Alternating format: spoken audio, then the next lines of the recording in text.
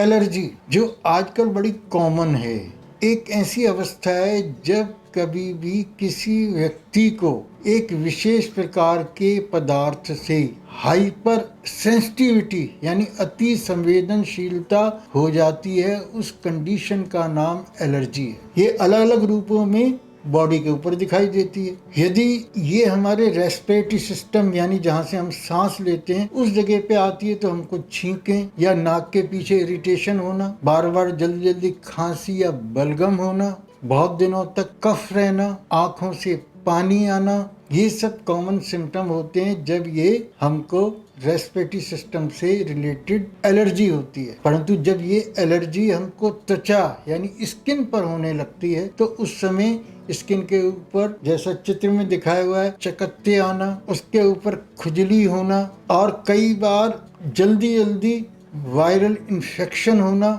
कुछ इसको बढ़ाने वाले कारक जो हैं उसके अंदर कई बार कई प्रकार की जो क्रीम्स हम जो हाथों के ऊपर जो है वो लगाते हैं, उसके कारण से हेयर पे जो डाई लगाते हैं, स्किन पे और डिफरेंट टाइप की जो लोशंस लगाते हैं या लिपस्टिक, इनमें से किसी भी केमिकल से किसी भी व्यक्ति को एलर्जी हो सकती है। भोजन से एलर्जी होती है। एक विशेष प्रकार का भोजन, खासकर प्रोटीन वाला जो भोजन है उससे बहुत लोगों को प्रॉब्लम होती है। अभी गर्म खाना खाया, उसके ऊपर ठंडी तासीर वाला हमने कोई पदार्थ ले लिया या जिसे हम बोलते हैं बेमेल पदार्थों का हम जब सेवन कर लेते हैं तो उसके कारण से भी हमको फूड एलर्जी होती है और फूड एलर्जी होकर के फूड पॉइजन होने के चांसेस बढ़ जाते हैं। स्थान परिवर्तन होने के कारण से वहाँ की जलवायु अलग होती है, वहाँ का पानी बदल जाता है, वहाँ के जो फूड हैबिट्स हैं वो बदल जाती हैं, तो कई बार लोगों को डायरिया लग जाता है, पेट में दर्द होने लगता है, क्रैम्प्स आने लगते हैं, यानी जो नॉर्मल भोजन है वो भी नहीं पच पाता। चेंज ऑफ सीजन में कई बार देखा गया है कि जो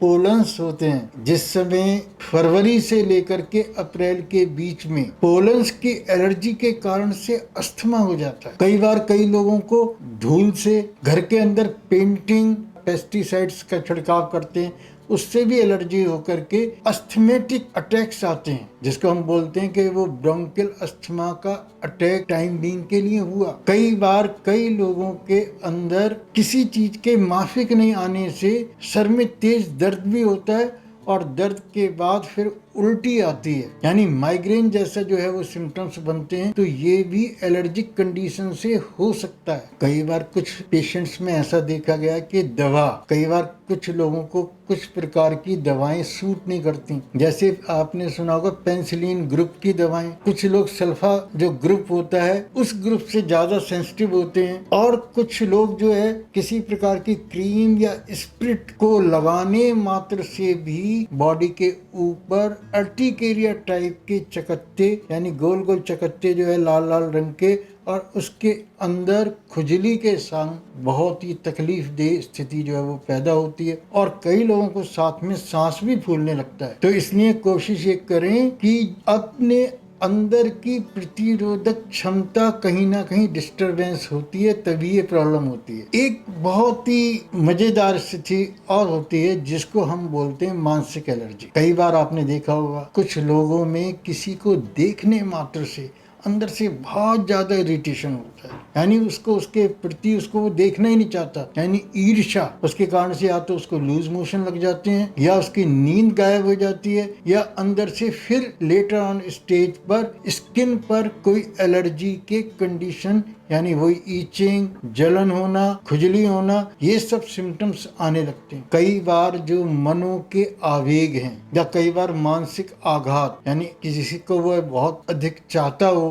प्रेम संबंध टूटने के कारण से, या कई बार क्या होता है कि वो उसके संग अटैच्ड ज्यादा होता है और उसकी सडन डेथ हो गई, यानी इसको हम बोलते हैं मानसिक आघात। मानसिक आघात होने के कारण से भी बॉडी के अंदर एलर्जी होती है। उसका सबसे बड़ा सिम्टम सबसे पहले पेट पर आता है, तो उसके कारण से बार बार जो है वो दस्त होने की शिकायत होने लगती है और पेट के अंदर जो है वो क्रैम्प्स आते हैं। तो उसमें यदि हम कोई टेस्ट कराते हैं तो टेस्ट तो सारे नेगेटिव नेगेटिव आती है। तो इसमें बॉडी का जो हिस्टामिन है, यानी कुछ ऐसे केमिकल्स जिनको हम हिस्टामिन्स कहते हैं, इनका बैलेंस डिस्टर्ब हो जाता है। तो मॉडर्न मेडिकल साइंस में तो एंटी हिस्टामिन दी जाती है, परंतु इसका जो ट्रीटमेंट है वो सबसे बड़ी बात यह है कि हम उस प्रतिरोधक क्षमता को बढ़ाएं। यदि प्रतिरोधक क्षमता बढ़ जाएगी तो शरीर के अंदर यदि उस पदार्थ से हम अति संवेदनशील हैं तो धीरे धीरे वो स्थिति हमारी कम हो जाएगी और हाइपर सेंसिटिविटी हमारी खत्म हो जाएगी। तो हमको अपनी इम्यून पावर बढ़ाने के लिए ध्यान देना चाहिए, यानी अपने भोजन को हम ठीक रखें, अपनी नींद को हम ठीक रखें, हम अपनी दिनचर्या को ठीक रखें